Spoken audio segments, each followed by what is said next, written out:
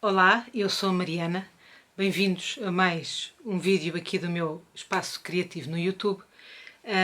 Nestes vídeos eu falo sobretudo sobre tricô, costura, crochê e outras manualidades que vão passando pelas minhas mãos no meu dia-a-dia. O vídeo de hoje é um vídeo um bocadinho diferente daquilo a que já vos habituei, porque hoje este vídeo é só para responder a perguntas que algumas de vocês me fizeram.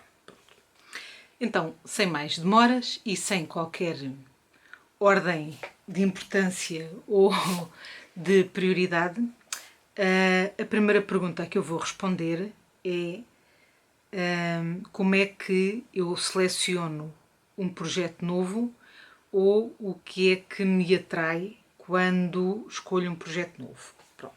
Isto é uma belíssima pergunta e para responder esta pergunta tenho que andar um bocadinho para trás no tempo e relembrar-vos de uma altura em que, ainda pré-Covid, em que eu decidi que ia converter todo o meu guarda-roupa comprado em peças feitas por mim. Pronto. Na altura em que eu tomei esta decisão, a minha vida estava numa fase um bocadinho diferente e, portanto, eu fiz algumas peças para mim. Depois veio o Covid e ficámos todos fechados em casa, privados de interações sociais e afins. Eu fiquei muito tempo em teletrabalho e, portanto, durante esse tempo eu tive a oportunidade de explorar muito o que é que eu queria do meu guarda-roupa, como é que eu definia o meu guarda-roupa, como é que eu me definia em termos de estilo. E, portanto, houve aqui uma série de exercícios que eu acabei por fazer nesse meu projeto que depois acabaram por ficar comigo ao longo do tempo. Pronto. E este exercício mental permitiu-me, sobretudo, ter alguma clareza naquilo que eu quero que seja o meu guarda-roupa e naquilo que eu quero que seja o meu estilo pessoal. Pronto. E, posto isto, aquilo que me...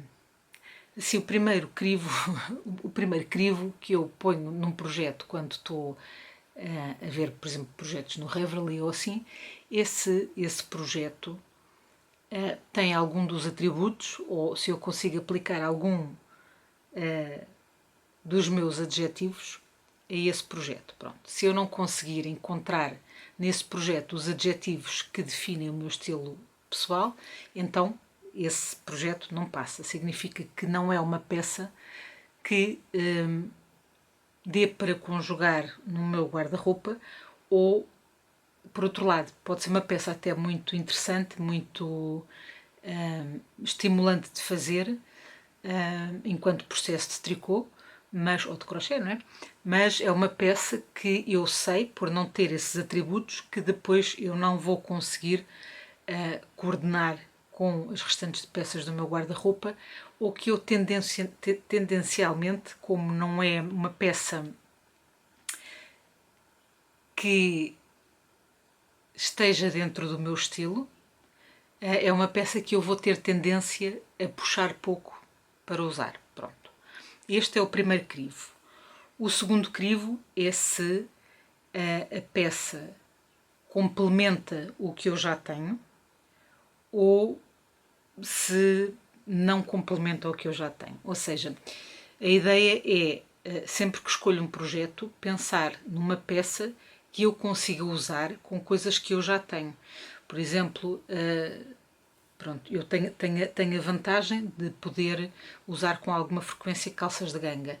Portanto, eu escolho peças que deem um look mais casual e que possam ser usadas com calças de ganga. Mas por outro lado, se eu estiver à procura de uma peça que não seja para usar de uma forma tão casual, que seja uma coisa um bocadinho mais elegante, um bocadinho mais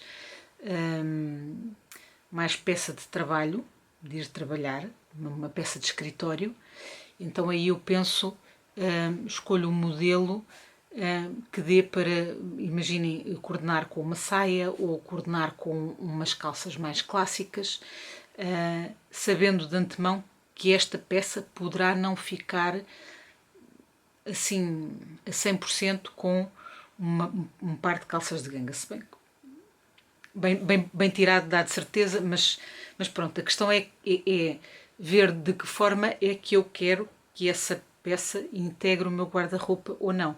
Se for uma coisa que é uma camisola, que já tem acontecido, há camisolas de inverno que eu acho muita graça, que é aquela suéter que é mesmo magentolha, é uma coisa confortável, é uma coisa para usar num dia frio, que é, pronto, tem todos aqueles atributos que a gente imagina um dia de inverno, não é? Está frio lá fora e nós estamos do lado de dentro, não sei o quê, mas não é o tipo de peça que dê para levar para o escritório, pronto, por várias razões, sendo que uma delas é se eu consigo vestir um casaco por cima.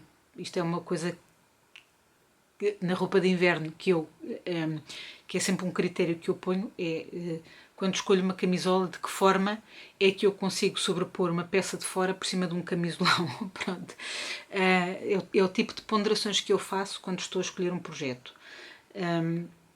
Outra coisa que eu tenho tendência a fazer é fugir das peças que são muito básicas, porque me aborrece tricotar peças que sejam demasiado básicas e porque, por norma, se vocês repararem, as coisas que eu tricoto para mim são quase sempre em fios sólidos, às vezes semi-sólidos e outros, pronto, com tweed, mas eu com os tweeds tenho pouco problema. Mas não é frequente, para não dizer que é raro, eu tricotar peças para mim que sejam com fios com muita variação de cor ou que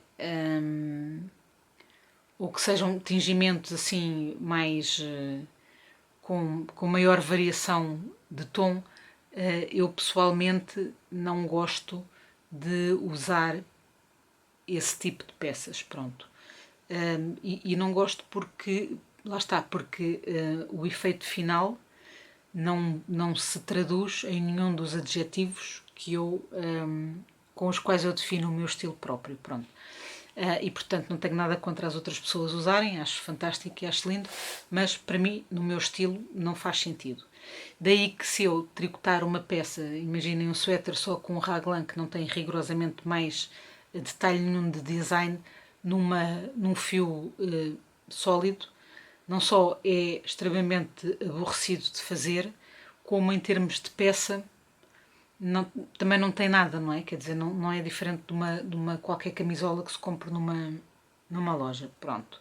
Portanto, esse tipo de peças eu evito fazer, faço sempre qualquer coisa que, dentro daquilo que são os adjetivos do meu estilo, que tenha um apontamentozinho, um detalhezinho de design que permita encaixar dentro dessa minha definição de estilo pessoal. Pronto. Estes são os dois pontos que eu utilizo. Claro que depois há uma outra questão que é o critério do eu necessitar da peça ou não, não é? Por exemplo, se eu estou numa fase em que preciso mais, por exemplo, tendo em conta que nós temos cada vez menos estações intermédias, né? Portanto, a primavera e o outono são estações que tendencialmente vão desaparecer. Aquilo que eu acho que me faz pouca falta são peças de meia estação, porque na verdade eu pessoalmente, no paralelo onde vivo, não consigo usar peças de meia estação, e a razão pela qual eu não consigo usar peças de meia estação é que se de manhã estiver frio o suficiente para eu usar a peça de meia estação, à tarde eu estou a estorricar. E o contrário é verdadeiro, ou seja, se eu à tarde estiver confortável com a peça de meia estação, de manhã estou a morrer de frio. Pronto. Portanto, para mim faz muito mais sentido fazer a meia estação com peças de sobreposição, que eu possa facilmente vestir e despir e sobrepor uma na outra consoante tenho frio ou tenho calor. Eu prefiro fazer isso a ter uma peça que eu digo que é de meia estação e que não me permite acomodar a diferença de temperatura ao longo do dia. Pronto. Por isso é que eu dificilmente tricoto uma camisola de lã de manga curta, porque para mim, se tiver calor para usar manga curta, está calor a mais para usar lã. Pronto. E se estiver suficientemente frio para andar de lã, está muito frio para andar de manga curta. Pronto. Isto é a minha forma, é uma abordagem pessoal. Não tenho nada contra outras filosofias e acho que em zonas diferentes do globo e até mesmo aqui de Portugal, as pessoas têm climas diferentes e conseguem ajustar-se melhor à sua própria realidade. Pronto. Isto para dizer que se eu, numa determinada altura, me estiver a fazer falta ter casacos no meu guarda-roupa, então eu vou privilegiar o facto de eu necessitar de fazer um casaco ou o facto de me apetecer fazer uma camisola. Pronto. E portanto vou gerindo aqui um bocadinho também aquilo que é a minha necessidade no meu guarda-roupa. Uma coisa que eu não consigo fazer é tricotar só porque sim. Não consigo tricotar uma peça sabendo de antemão que não a vou usar. Não consigo tricotar uma peça sabendo de antemão que vou tricotar porque é giro e corro o risco de nem uma das minhas filhas querer vestir. Isso eu não consigo fazer. Ou há uma necessidade expressa de eu ter aquela peça, ou então se eu não necessitar dela ou se eu não vir qualquer utilidade, se for só para ficar feita, eu não consigo fazer e desmotivo a meio e portanto está fora de questão. Pronto.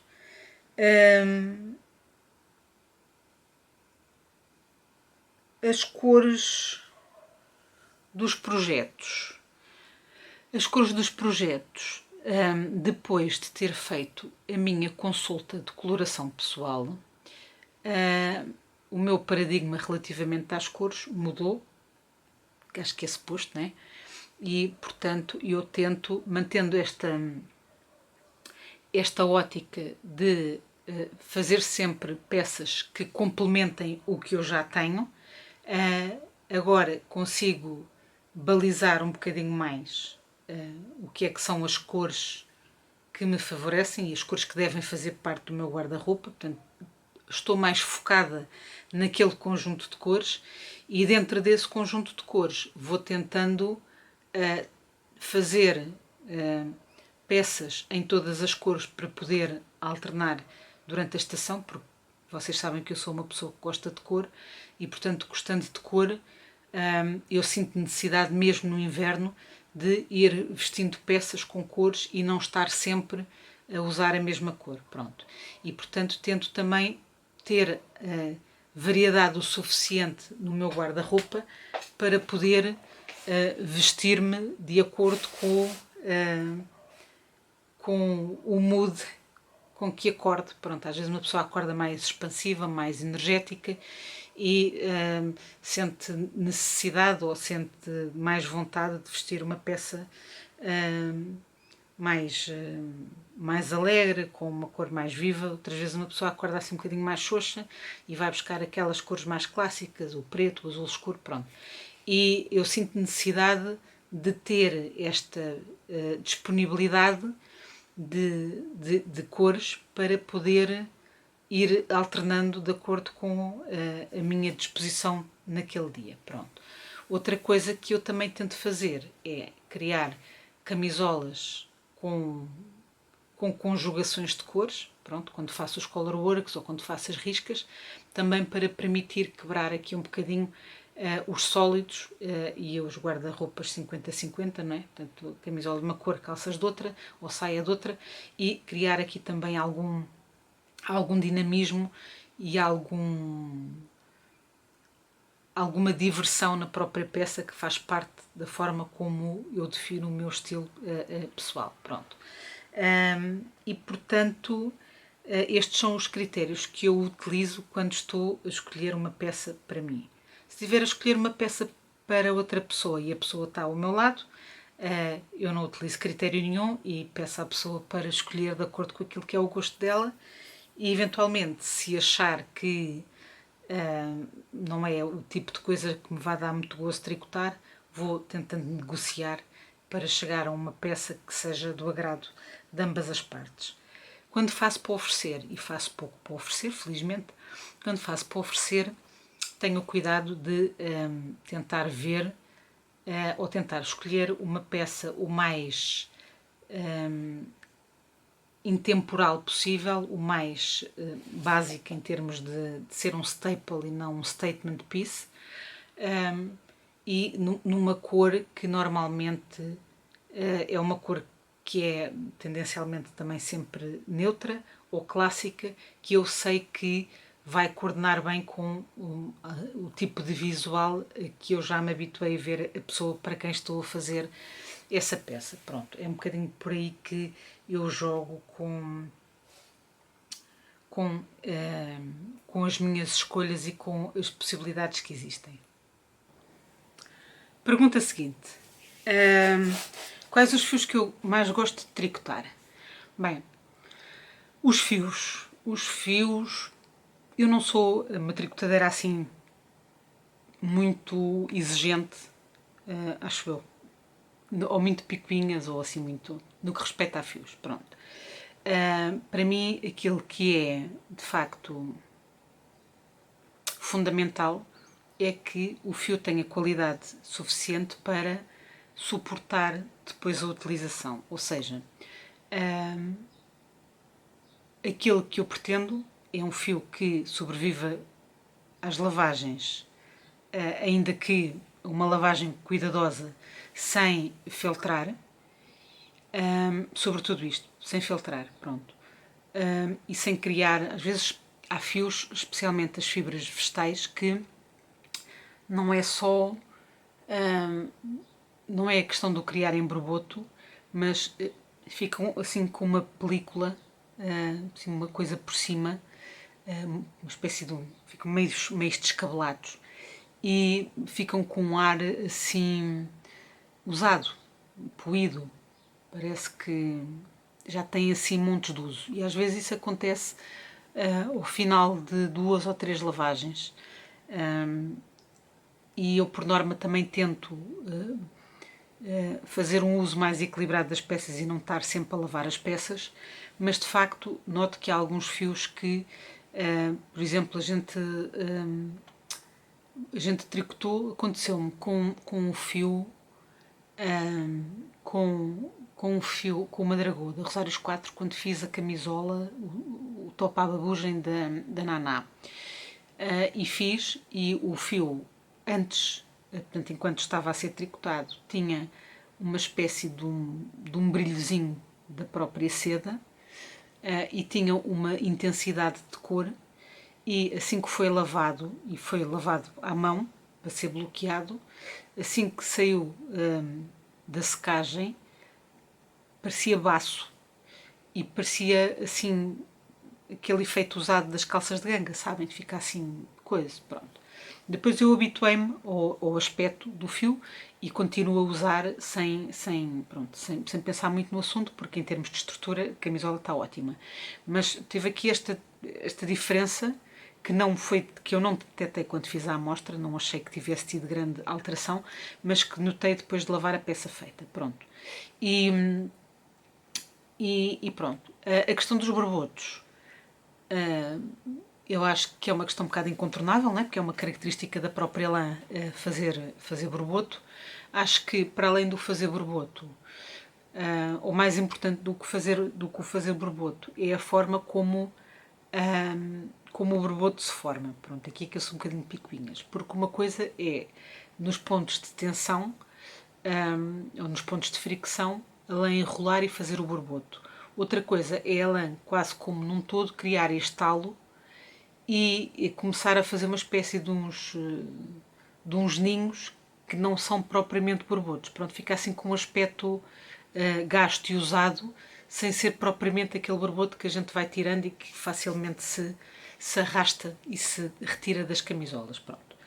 Posto isto, o que é fundamental para mim é que o fio tenha uma boa relação qualidade-preço. Ou seja, muitas vezes há fios que têm uma colocação de mercado que pretende ser premium e muitas vezes o preço que pagamos é compatível com esta colocação de mercado, mas depois, na prática, o fio tem um comportamento que não corresponde àquilo que nós idealizamos face àquilo que pagamos. Pronto.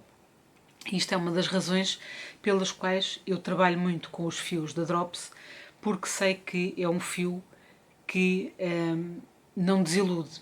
Ou seja, é um fio que não é caro, é um fio até extremamente acessível e que mantém bem a sua estrutura depois de tricotado e na utilização do dia a dia. Pronto. E isto para mim é a questão mais relevante, não só pelo aspecto económico, que acho que não vale a pena estarmos a fazer de conta que não é relevante porque é, mas sobretudo porque é extremamente desmotivante passar horas da nossa vida a fazer uma peça e a idealizar a quantidade de vezes que vamos utilizar aquela peça depois dela estar pronta e assim que a lavamos a primeira vez, a peça deixa de estar apresentável para ser usada na rua, não é? Portanto, isto para mim é um grande balde de água fria. Aconteceu-me com uma camisola, não que eu fiz para mim, mas que eu fiz para a Sofia. Portanto, ela usou a camisola, a primeira lavagem daquele fio foi absolutamente catastrófico. Pronto. E, portanto, a camisola parecia que tinha saído do lixo, foi lavada num programa de lãs, com todas as outras. Portanto, não houve nada normal neste ciclo de lavagem. E, de facto, foi para esquecer. É um fio que não vai voltar a acontecer. Pronto. Acho que isto é aqui a questão dos fios que eu mais gosto de tricotar. Em termos de fibras, não sou esquisita. Pronto, não. Acho que lá está, cada peça. Como é que eu vos hei de explicar? Quando vocês olham para um determinado modelo, aquele modelo tem um conjunto de critérios de elementos de design, pronto. Quer seja na folga, quer seja no cair da própria textura do tecido. E quando olhamos e vemos aquela peça e queremos que ela fique exatamente daquela forma, temos que ter atenção ao tipo de fibra que escolhemos, pronto. Porque se escolhemos uma fibra que não tem aquele tipo de comportamento, o resultado não vai ser aquele. Ou em oposição, nós vemos um determinado modelo que está ali, tem um determinado conjunto de características, mas que nós achamos que aquilo ficava bem de outra maneira, pronto. E então escolhemos uma fibra que permita um comportamento um bocadinho diferente daquele que lá está. Vou-vos dar um exemplo. Quando eu fiz uma camisola, um top de verão, da Tia Coleman, que acho que era o Grapefruit Pink Lady, acho que era assim que se chamava o modelo. Aquele modelo é um colete de lã. E, portanto, vocês olham e a peça feita em lã é uma peça estruturada, é uma peça que tem a textura na lã e, portanto, tem um cair que é completamente diferente. Pronto. E quando eu olhei para aquele modelo, eu não vi, porque não uso coletes de inverno, obviamente, portanto, quando olhei para aquele modelo, eu idealizei uma peça de verão. Mas para resultar enquanto peça de verão e não ter o toque de um colete de inverno, tinha que ser feita numa fibra mole, para perder a estrutura e para perder o aspecto de colete. Pronto. E então eu optei por usar o bambu, que é uma fibra escorregadia e molengona, e que acabou por dar à peça o comportamento que eu queria e o cair que eu queria naquela peça. Pronto. Isto para explicar que não sou uma pessoa que diz a minha fibra preferida é o merino, ou a minha fibra preferida é o alpaca, ou não gosto mesmo nada de moer. Eu não funciono assim. Pronto. Eu acho que cada fibra bate certo com determinado tipo de modelo. Pronto. E em função do aspecto que eu quero que a peça tenha no final, eu escolho a fibra que vou usar. Pronto, se eu quero uma coisa que tenha um ar mais robusto, mais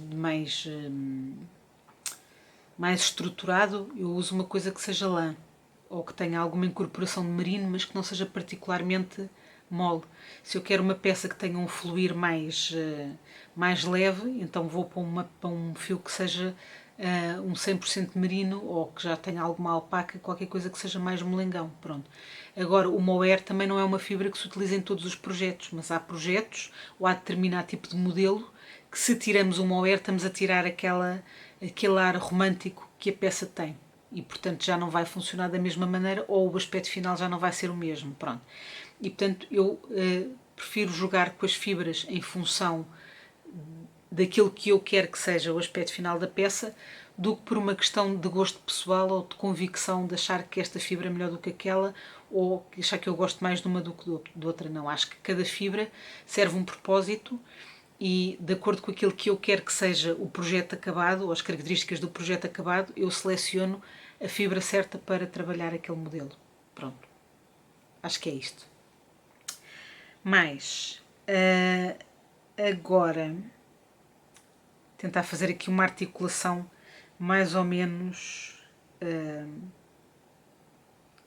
lógica. Ok, vantagens e desvantagens do tricô e do crochê. Bem, isto é daqueles temas ou pontos positivos e pontos negativos do crochê e do tricô. Eu acho que isto é um daqueles assuntos que eu podia estar aqui o dia todo a dissertar. Mas, de uma maneira muito simples, acho que, em termos de roupa, o tricô funciona melhor por duas razões. Em primeiro lugar, porque é mais. Produz uma peça mais leve em termos de tecido, e por outro lado, eu acho que, para mim, em termos visuais, é mais agradável. Pronto, acho mais elegante, mais fino, mais leve. E, tendencialmente, peças para vestir são em tricô. Claro que há exceções em que o crochê funciona bem, mas a peça que se obtém no final nunca é uma peça com o mesmo ar ligeiro e leve de uma peça de tricô. E, portanto, daí eu achar que é sempre a minha preferência para roupa, é sempre no tricô. Pronto. O crochê tem a vantagem, mesmo que em roupa, para mim, tem a vantagem de ser mais direto de modular. Portanto, se eu tivesse que fazer uma peça de raiz, seria muito mais fácil para mim fazê-la em crochê e acertar o modelo do que fazê-la em tricô. Pronto. Claro que o crochê tem esta vantagem de ser muito mais fácil de desmanchar e recomeçar do que o tricô. Não é? Não há nada mais fácil do que puxar a linha no crochê, porque só estamos a desmanchar aquilo que queremos e o que está feito está inalterado. No tricô, quando tiramos as agulhas, tiramos as malhas da agulha, desmanchamos o que está, o que queremos e o que não queremos, e depois aquilo é muito mais difícil de apanhar do que quando estamos a trabalhar em crochê. Pronto. Claro que o crochê faz peças muito mais robustas. Acho que, se tiver a fazer uma peça de decoração ou qualquer coisa para casa, não vou fazer em tricô, vou fazer em crochê. Se for fazer um acessório, por exemplo, uma mala, um saco, uma bolsa, vou fazer em crochê, não vou fazer em tricô, porque acho mais rápido e mais fácil. Não tenho nada contra projetos que incorporem as duas partes, e foi o que fiz com o top íris da Mónica, que tem um yoke que eu acho absolutamente lindo em crochê, mas que para mim estava fora de questão continuar toda a camisola em ponto alto para baixo, e portanto a parte lisa eu fiz em meia, fiz em tricô normal e acho que resultou lindamente a conjunção das duas técnicas. Pronto. Portanto, basicamente, eu acho que, voltando ao que disse atrás relativamente aos fios, acho que são duas técnicas que produzem dois resultados finais completamente diferentes e acho que utilizo uma ou outra em função daquilo que eu espero que seja o resultado final. Pronto, não tenho uma que goste mais do que a outra. Neste momento já estou suficientemente à vontade com o tricô para o fazer com a mesma vontade que faço o crochê, mas lá está, são resultados finais completamente diferentes. Bem, relativamente ao tricô e o crochê, não sei se há mais alguma coisa relevante para dizer. Deixem-me pensar. Se estiver a fazer bonecos, gosto dos dois. Acho que são estilos completamente de bonecos. Gosto muito de bonecas tricotadas, gosto de alguns animais tricotados, alguns modelos de animais tricotados, mas também gosto muito dos bonecos feitos em crochê, portanto, os amigurumis, também acho que são muito engraçados. Acho que é mais fácil, acho que não é ser mais fácil, é mais. Como é que eu hei de dizer? Acho que o crochê é mais permissivo no nível de detalhe que se consegue fazer do que o tricô. E acho que é mais fácil fazer coisas pequeninas em crochê do que em tricô. Pronto. Mas sim, tendencialmente, se for para vestir, minha opinião pessoal, se for para vestir, tricô, tudo o resto, crochê. Pronto. Com exceções, claro, gosto muito de Granny Squares. Tenho um top de Granny Squares que fiz o ano passado com algodão. Ando a namorar um casaco. No fim deste inverno saiu uma camisola também muito engraçada, lá está, que combina as duas técnicas. Portanto, tem o corpo num painel Granny Squares e depois os cós, as golas, as mangas e não sei o quê é tricô normal, é meia. Portanto, acho que se ganha quando se consegue articular as duas. Também gosto, por exemplo, de peças que têm o corpo normal em tricô e depois levam um acabamento ou uma rendinha ou qualquer coisa para dar um toque diferente em crochê. Pronto. O que eu acho é que a forma como as designers se posicionam é que não é. Não quer dizer que não é a correta, cada um posiciona-se como entende e nós não temos rigorosamente nada a ver com isso, mas tendencialmente uma designer, assumidamente designer de peças de tricô, pronto, e portanto evita ou fazer designs de crochê ou adicionar detalhes de crochê numa peça que é de tricô, porque entende que quem tricota não crocheta e quem crocheta não tricota. Pronto. E uma designer de peças de crochê faz uma peça integral em crochê porque quem crocheta não tricota e o recíproco é verdadeiro. Pronto. E às vezes eu acho que as duas técnicas juntas produzem resultados espetaculares. Pronto. E mesmo que, não sei, que pudesse ser uma coisa que fosse dada como opção, por exemplo, este modelo tem esta peça, o modelo está desenhado para ser uma peça mista, ou seja, uma peça que é de tricô e de crochê. Mas se não faz crochê, imagina, o modelo é tendencialmente todo em tricô, não é? E portanto o designer diz, pronto, então esta peça tem as duas técnicas, mas se não faz crochê, tem aqui um conjunto de instruções muito simples para fazer a peça toda em tricô sem o pormenor em crochê. Ok. Se o modelo é tendencialmente todo em crochê, estão as instruções todas em crochê, com os apontamentos que tiver em tricô, e o designer diz, pronto, se não fizer tricô e quiser fazer tudo em se não fizer tricô e não quiser fazer tudo e quiser fazer tudo em crochê, tem aqui estas instruções. Pronto.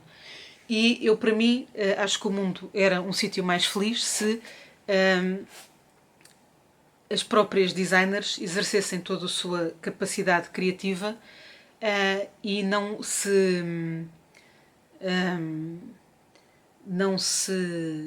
como é que se diz? Vamos aqui a expressão em inglês, o hold back, não é? Não se refriassem ou não se limitassem por fazer uma peça que tem que ser exclusivamente numa só técnica. Pronto, não sei se estou a fazer sentido. Isto é aqui um à parte meu, porque pessoalmente acho que cada vez mais há as pessoas a fazer as duas técnicas, cada vez mais há onde aprender a fazer as duas técnicas. As próprias designers acabam por ter, a generalidade delas, vídeos complementares a ensinar a fazer as peças. Quando não têm muitas vezes o cuidado de, nos próprios modelos, indicarem vídeos no YouTube onde a pessoa pode aprender a fazer as próprias, aprender a fazer essas técnicas. Portanto, na minha cabeça não vejo porque é que há de haver esta limitação em que uma peça de tricô tem que ser integralmente de tricô, porque é que uma peça de crochê tem que ser integralmente de crochê e porque é que não há mais designers a fazerem peças que tenham as duas técnicas quando elas muitas vezes se complementam. Pronto. Acho que o crochê faz apontamentos muito delicados numa peça que é de tricô e fará sentido usar. Acho que há secções que se podem pôr, uma espécie de intermeios, se quiserem, de design em crochê, que ficam muito giros colocados em peças de tricô simples. Quer dizer, enfim, as possibilidades são ilimitadas e acho que isto é uma limitação na forma como as designers veem o seu público-alvo. Pronto. E acabam por limitar também um bocadinho o público-alvo ao entenderem que quem faz uma coisa não faz outra ou não está na disposição de aprender. Pronto. É um desabafo meu e é um desafio às várias designers que eventualmente possam assistir a este vídeo e queiram aceitar o desafio de fazer uma peça mista. Pronto. Acho que é isto. Mas, como é que eu aprendi a costurar tão bem? Bem, eu não sei se costura assim tão bem. Eu tenho aqui várias respostas para vos dar em relação a este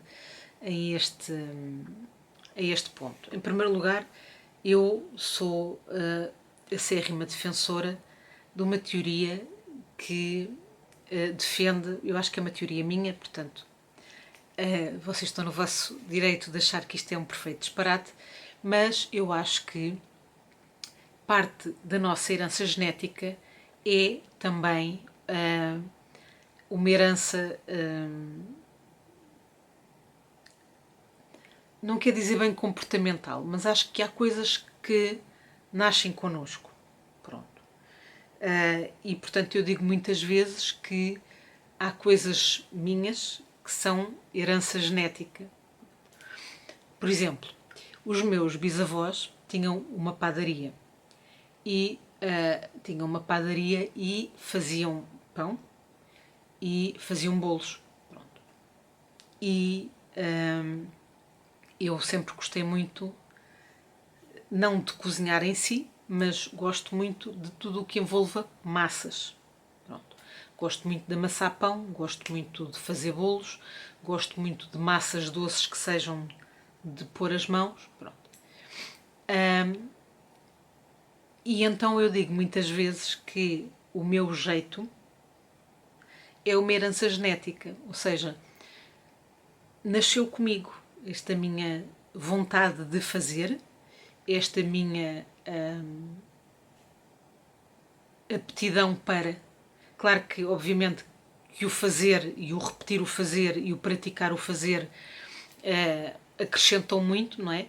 Mas há uma predisposição que é minha e que eu digo que é uma herança genética porque para trás havia quem fizesse isto. Pronto. Da mesma forma, a minha avó era costureira e foi costureira a vida toda, aprendeu a arte quando era miúda, porque na altura dela pouca escola se fazia, não é? Portanto a minha avó lia e escrevia bem, mas a escolaridade dela foi só até um determinado ponto e depois ela foi trabalhar e a arte dela era a costura. E portanto eu sempre me lembro de ver a minha avó, até porque ela viveu connosco, já estava reformada quando eu me lembro dela, mas ela sempre costurou muito e costurava à nossa frente. E para além de eu entender que também há aqui um fundo de herança genética que nasceu comigo, muito das coisas de costura eu lembro-me de ver. Não que ela tenha ensinado, porque minha avó era uma joia de pessoa, mas era péssima professora, e acho que, acho que ela apanhou um trauma muito grande ao tentar ensinar a minha mãe, e como a coisa não correu muito bem, ela evitava sempre ensinar-nos, pronto. E ou não tinha paciência, ou pronto, havia ali qualquer coisa que não batia muito certo, e, e aquilo que eu aprendi foi mais de ver do que propriamente dela ter ensinado. Depois havia outra coisa que a minha avó era muito possessiva com a máquina de costura dela e achava que cada vez que nós mexíamos na máquina, a máquina ficava desregulada e já não se comportava como ela queria. Pronto. Portanto, também não havia aqui muito por onde nós podermos ir mexer. Pronto. O meu interesse, eu sempre tive muito interesse pela costura. Nunca foi uma coisa que tivesse sido assim muito incentivada, já porque a minha avó não gostava que a gente mexesse nas coisas, e por outro lado porque o foco dos meus pais era que efetivamente a gente completasse os estudos com o mínimo de distrações possíveis, e portanto a coisa foi ficando assim um bocadinho para segundo plano, até eu me ver grávida pela primeira vez, e que acho que todas nós sentimos muito aquela vontade de fazer o enxoval e não sei o quê, e quando uma pessoa gosta de fazer as coisas, vai muito atrás do fazer as coisas para o bebê também, pronto. E a primeira gravidez foi onde eu de facto aprendi a fazer muita coisa, muito à boleia da internet e do pouco que havia na internet nessa altura, mas fui aprendendo e fui desenvolvendo técnicas e fui pedindo alguns conselhos à minha avó, que nessa altura já pouco ou nada cozia, e fui fazendo várias coisas. Pronto, na altura da Mafalda fiz a decoração toda do berço dela, portanto aquelas almofadinhas à volta para forrar o berço, a colchinha do berço, fiz uma almofadinha para o berço, fiz imensas mantas, também tipo quilts. Depois os outros miúdos foram nascendo, passei a fase dos quilts, portanto passei ali uma fase de costura criativa, fiz algumas roupinhas de bebê, especialmente de verão, que são assim mais levezinhas, vestidinhos e assim que são relativamente fáceis de fazer, e fui aprendendo com a informação que havia disponível, com muito desespero meu nas revistas da Burda, em que uma pessoa se sente perfeitamente estúpida porque não percebe nada do que eles querem que a gente faça, mas fui fazendo e fui desenvolvendo a técnica. E de facto, quando comecei a trabalhar com outro tipo de modelos, especialmente o equivalente aos designers freelancer de tricô, há uma estrutura muito semelhante também de designers de costura, em que de facto, para além de darem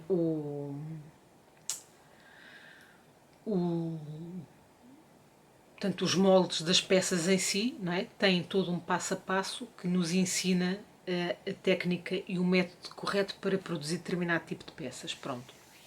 Depois, há duas coisas que eu acho que são fundamentais quando se trabalha com a costura.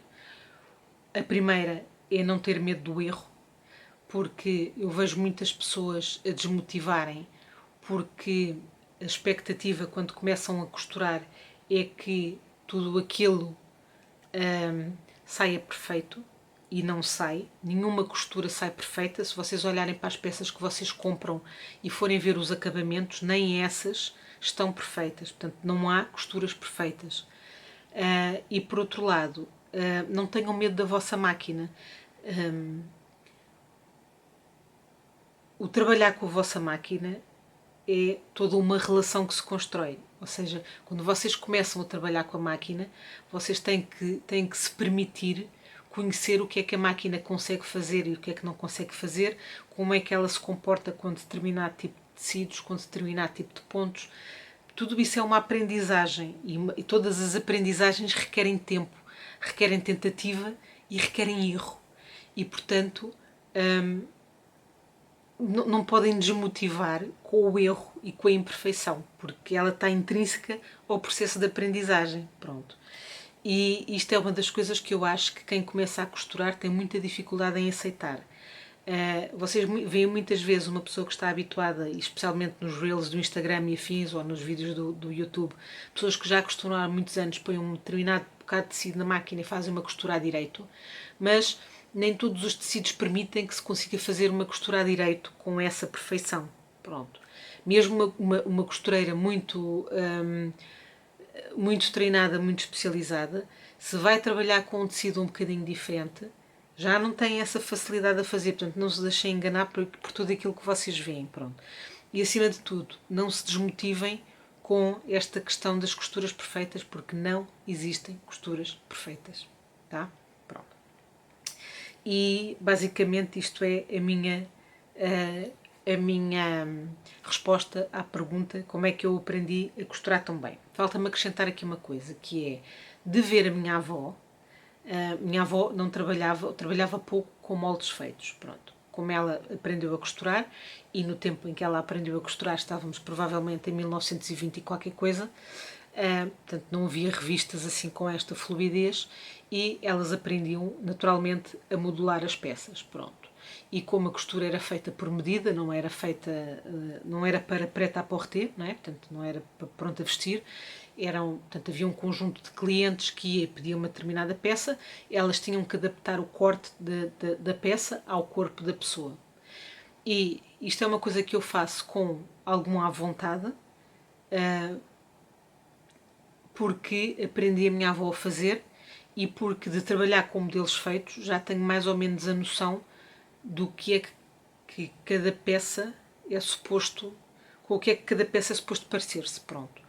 Mas a minha avó pegava, por exemplo, uma folha de jornal, prendia a folha de jornal à peça de roupa que nós tivéssemos por baixo e com uma tesoura cortava o molde da peça. Pronto. E eu gosto de costurar assim. Quando, por exemplo, faço fatos de carnaval para as miúdas, eu faço a mesma coisa, ponho aquilo em cima delas, uma folha de papel grande, e corto o molde diretamente em cima do corpo delas. Pronto. E isto acho que é uma coisa que me ficou de ver a minha avó. E quando olho para uma determinada peça, também à boleia de já ter feito vários tipos de modelos diferentes e ter uma noção do que é suposto aquela peça planificada parecer, consigo perceber mais ou menos o que é que tem que ser ajustado e o que é que não tem que ser ajustado. Pronto. Mas lá está, isto vem da experiência e vem da observação daquilo que se faz e daquilo que se repete e daquilo que se viu fazer. Pronto. Mais. Vamos lá ver o que é que me responder. Ok. Acho que não tem nada do outro lado da folha, não. Estamos quase a chegar ao fim. Pronto. Relativamente ao meu presépio do Mal Meias Marias, o Mal Meias Marias foi um make-along que eu propus o ano passado, com início em setembro, que o objetivo era fazer um presépio em crochê, ou em tricô, ou em costura, o que fosse. Pronto.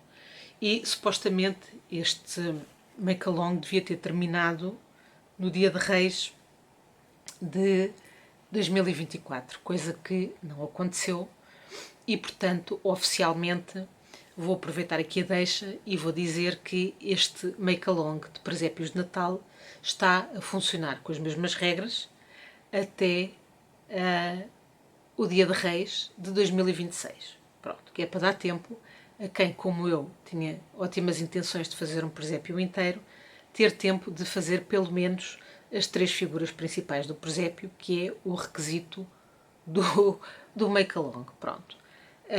Portanto, fica a valer. Eu vou reabrir as inscrições para quem quiser aproveitar a boleia, tendo em conta que tem até os Reis de 2026 para completar as 3 figuras centrais do presépio. Vou voltar a abrir as inscrições e estão à vontade para se inscrever. Pronto. O ponto de situação é a minha Maria, que é literalmente uma meia Maria, porque só tem o corpo e a cabeça e o seu fardo de cabelo. Portanto, faltam os braços, falta a cara e falta-lhe um menino ao colo, porque esta Maria tem um menino ao colo. Pronto. Porque é que isto não teve andamento? Porque, em boa verdade, este não era o presépio que eu queria fazer. Eu queria fazer outro presépio, só que a designer só publicou o modelo do presépio já a meio de dezembro, e como isto era para começar em setembro, eu tive que desenrascar um projeto antes, e portanto o resultado de fazermos uma coisa que não é bem aquilo que nós queremos fazer é este. A motivação vai-se rapidamente e tenho literalmente uma meia Maria que eventualmente tem de acabar, ou não, se calhar fica para sempre meia Maria e passa a ser a mascote deste podcast, mas talvez não. Mas pronto, mas a minha ideia relativamente a este make-along é, agora que o modelo foi publicado, fazer então o modelo que eu queria originalmente fazer e que foi publicado mais tarde, e portanto passo a anunciar que o make-along está a valer até ao Dia de Reis de 2026. Portanto, inscrevam-se, porque eventualmente vamos sortear quer dizer, eventualmente não, vamos sortear um vencedor, e eventualmente esse vencedor terá um prémio qualquer que depois eu vou escolher em conformidade. Pronto. Basicamente, isto é o ponto de situação do meu presépio. Mas, relativamente ao Zoomarias, o Zoomarias foi uma edição de eventos no Zoom que tiveram como objetivo comemorar os 10 anos do blog Meias Marias, e que serviram um propósito que eu não me vejo a repetir, peço imensa desculpa, porque na altura em que celebrámos os Marias, estávamos todos confinados, estávamos todos isolados, estávamos todos a ressacar eventos sociais, e neste momento a minha vida está demasiado agitada. Os Marias funcionava geralmente ao fim de semana. Os dias em que eu tentei fazer à sexta-feira correu mal, porque por motivos de exaustão pessoal não me era possível. Muitas vezes ao sábado interferia com a minha vida pessoal.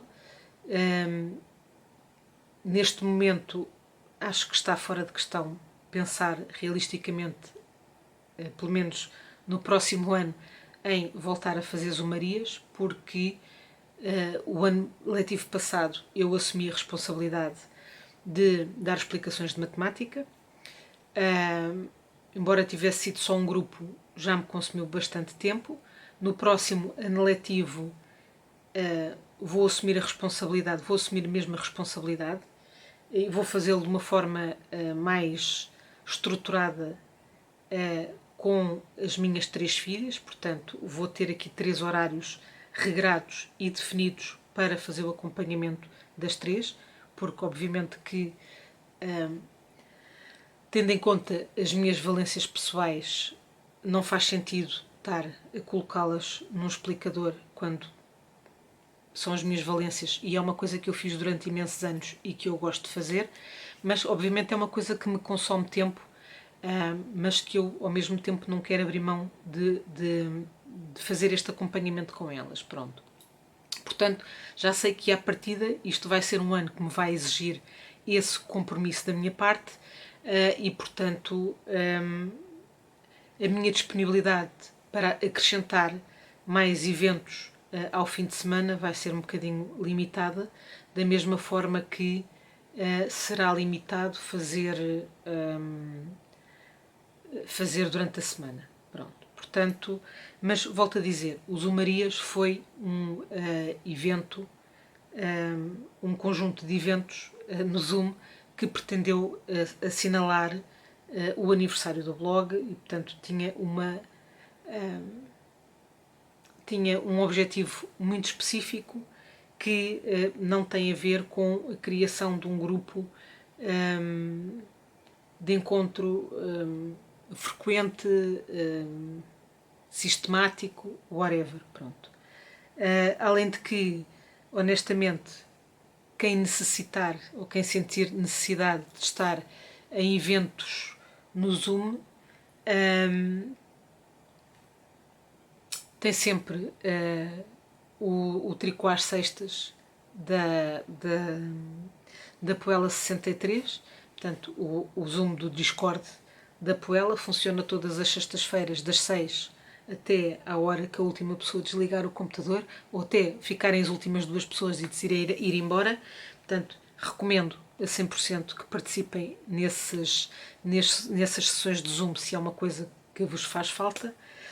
Da minha parte, acho que não, num futuro próximo não vai voltar a acontecer, sendo que estou sempre disponível se quiserem beber um café nas proximidades das minhas rotas e sentar um bocadinho a tricotar.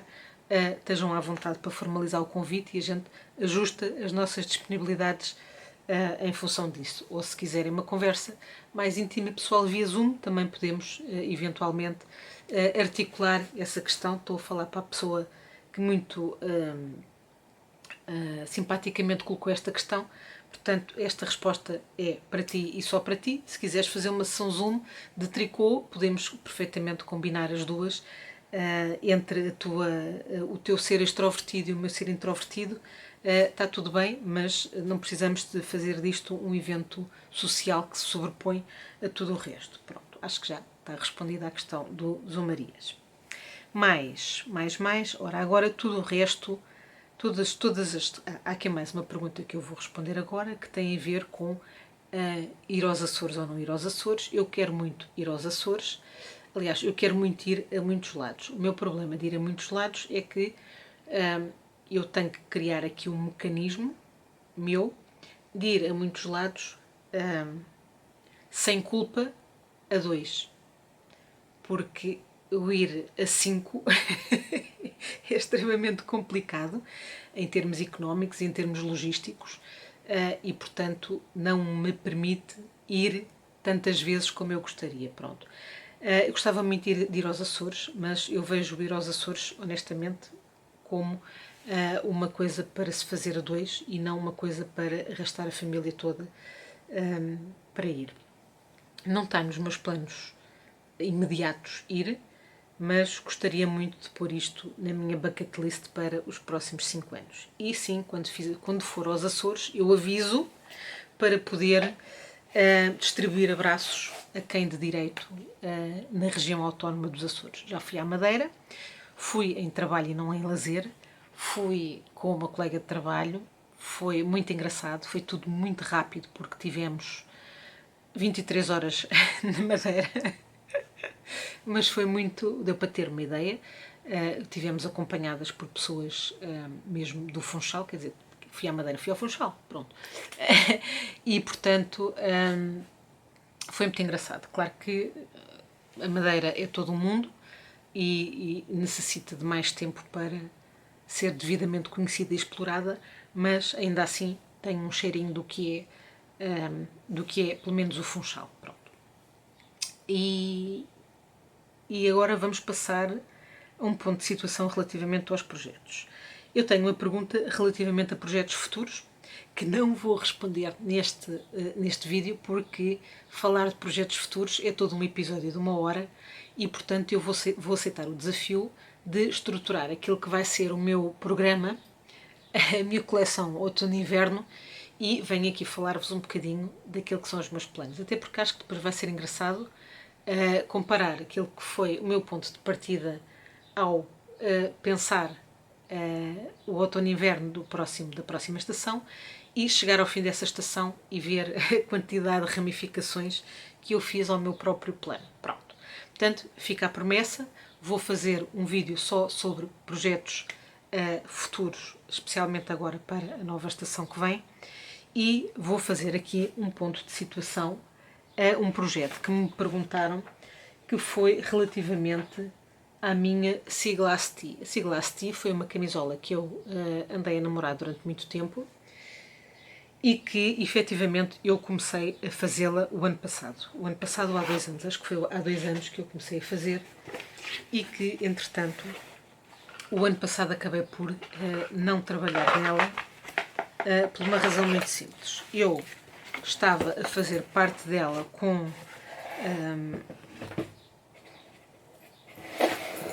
com restos de algodão, maioritariamente safran e outras coisas, outros fios da Rosários 4, e isto foi tudo aquilo que eu fiz. Pronto. Porquê é que eu parei? Porque, entretanto, quando fiz a minha consulta de coloração pessoal, cheguei à conclusão que este tipo de fio, este tipo não é o fio, este tipo de cores não são as melhores cores para mim. Pronto.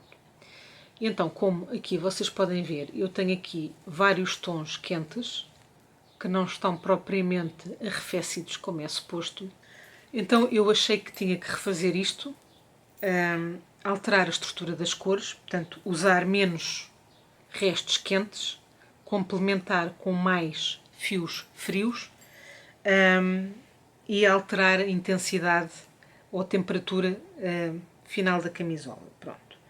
Posto isto, eu resolvi alterar o fundo de azul escuro para branco e introduzir cores com maior contraste e menos quentes aqui pelo meio. Ou seja, a minha ideia vai continuar a ser utilizar estes restos, mas assegurar-me que, pelo menos na zona do o equivalente ao yoke, não é? Ter pelo menos a separação das mangas, que os tons que eu utilizo são mais frios ou que estou a cortar os tons quentes com maior, ou seja, estou a intervalar os tons quentes com maior número de repetições de tons frios para abafar aqui um bocadinho este equilíbrio. Depois, possivelmente, da separação das mangas para baixo. Já não vai fazer muita diferença em termos de interação com o rosto, portanto, daí para baixo segue.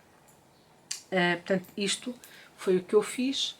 Acho que aqui a minha zona de aumentos está um bocado trapalhona, mas a verdade é que a minha técnica também está um bocadinho melhor. Passaram 2 anos de tricô e, portanto, eu acho que vou conseguir acho que vou conseguir reproduzir esta camisola numa versão melhorada. Pronto, isto é o ponto de situação da minha Seaglass T. O modelo é da Wool Pine, eu continuo a gostar muito dos modelos deles e, portanto, continua a ser uma camisola para repetir. Fazendo aqui uma extensão para os projetos futuros, está no meu projeto futuro fazer o Seaglass Cardigan, que é um casaco feito da mesma maneira, embora eu acho que não é feito em redondo, é feito em circular. Desculpa, em circular não, feita em idas e voltas e que é muito, muito, muito engraçado. O casaco é da mesma marca, portanto, dos mesmos designers, que é o Wool Pine, e é feito com fio de Ikea, portanto, não é assim fininho, fininho, e é muito, muito giro. Pronto, gosto muito. E agora, a última pergunta, que é aquela que vai demorar mais tempo a responder, é, sem batota, quantos whips é que eu tenho no total? Pronto.